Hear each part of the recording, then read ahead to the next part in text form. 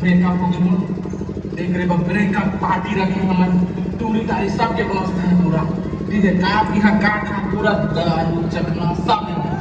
वो सब ठीक है मामा, लेकिन माल कहाँ है? व्यवस्था करो ना। माल तो नहीं है भाजा, सब है पूरा व्यवस्था सब, लेकिन माल नहीं है। माल सब पूरा चिल्लाही मामा, माल के अच्छा वाली टूरी मत मचावत है जी, मलाना वाली टूरी मत मचावत है ना।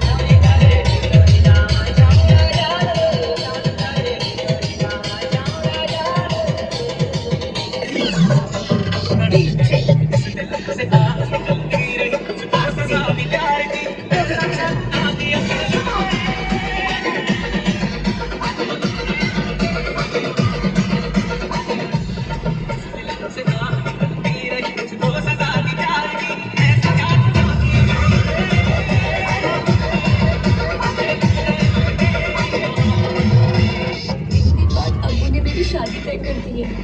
तेरी मौत का तमाशा देखने जरूर आना।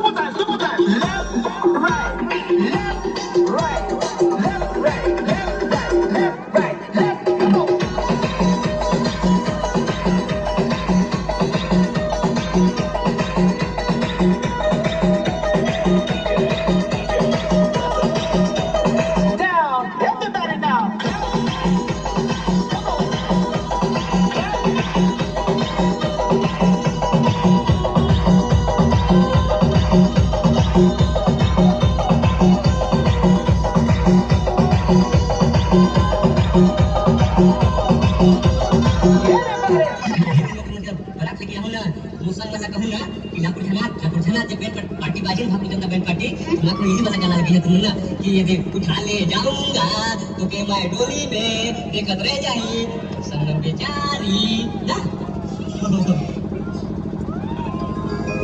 तोला के माया लागे माया मारे छोड़े नहीं